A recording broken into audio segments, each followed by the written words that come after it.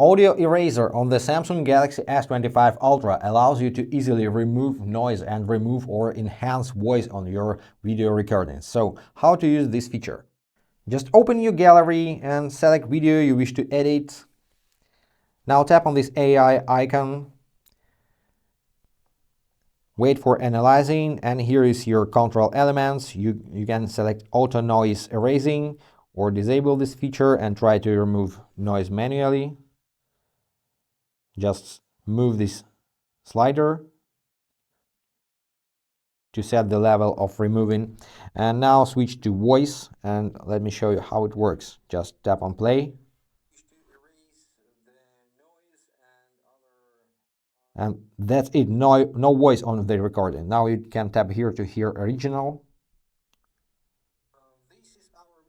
and tap once again to hear edited version.